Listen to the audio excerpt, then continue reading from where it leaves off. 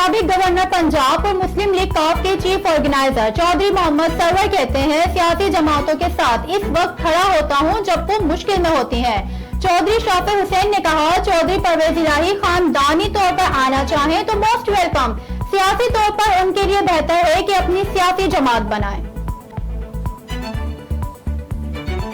पाकिस्तान मुस्लिम league नून के रहनुमा जावेद लतीफ कहते हैं, एक शख्स को लॉन्च नहीं किया जाता तो पाकिस्तान की जग हसाई ना होती। इदारों से इस शख्स की सहूलतकारी नहीं होती।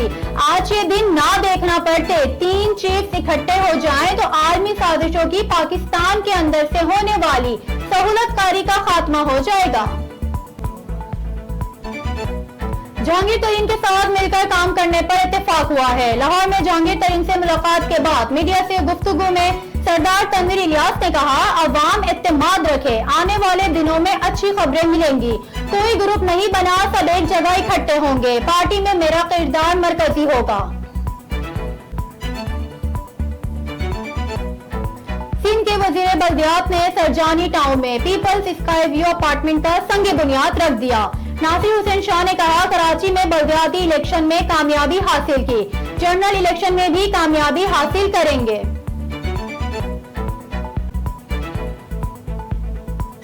पेशावर में चलने वाली बीआरटी सर्विस माली बहरान का शिकार।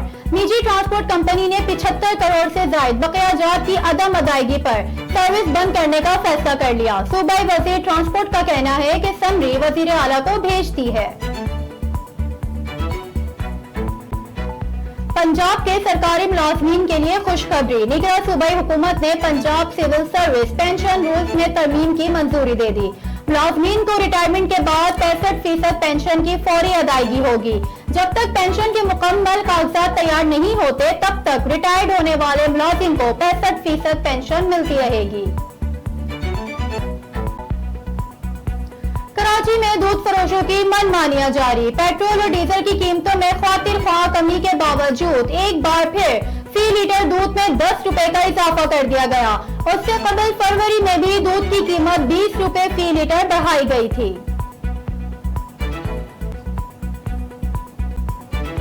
और फिल्म जॉयलैंड की अलीना खान ने मिस ट्रांस पाकिस्तान का टाइटल अपने नाम कर लिया।